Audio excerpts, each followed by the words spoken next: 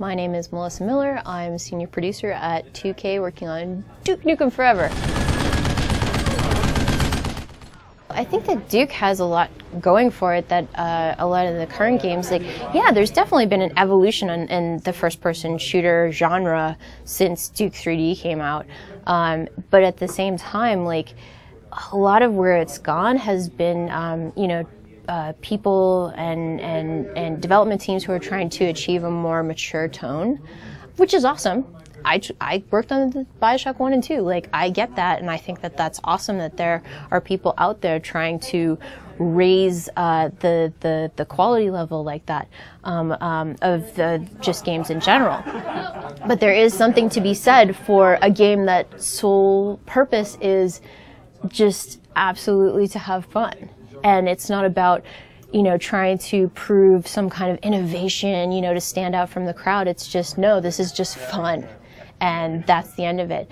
And as well as having a character who is so unapologetic and balls out about you know, an un-PC, like, there's just something really, really compelling and attractive about that type of personality, in addition to one that kicks ass, as much as Duke does.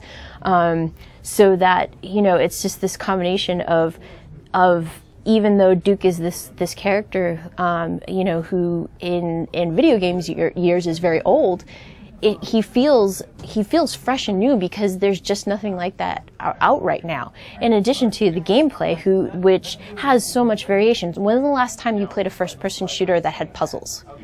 You know.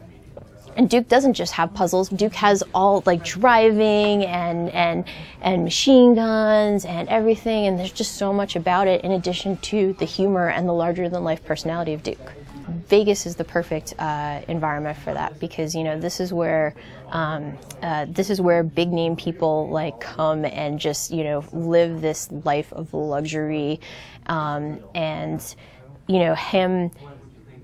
You know, basically leveraging his popularity for having saved the Earth into becoming a successful businessman with multiple franchises. Like, that's pretty funny in and of itself. And, you know, here's Duke, this you know, he kicks ass, you know, and sent the aliens running and saved the Earth.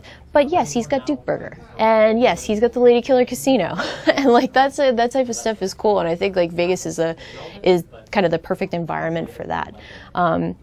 As well as, like, you know, basically having a casino where there's a museum dedicated to himself, and, you know, has got all the gold statues, you know, naked women and everything. Oh, that could only happen in Vegas.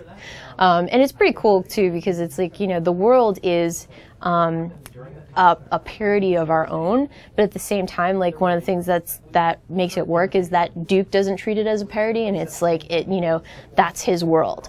And by playing Duke Nukem Forever, you are, you know, it's Duke's world, and we just play in it, and you're signing up for that. And it's pretty fun.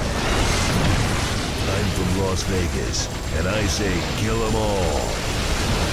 There were a lot of opportunities. You know, there's definitely opportunities for Duke to be driving himself at larger, but, like, the fact that when he shrunk down, that they put him in some kind of, like, you know, toy RC car is just really cool. And it's set up really well too, because when you play it in the demo, you find this controller and you have to control a little RC truck to solve puzzles in order to progress. And then you're like, oh, that's cool. And then, like, a little while later, you're actually getting into a toy RC car and driving it, and you're like, ah. The arsenal of Duke 3D was really, really important to fans.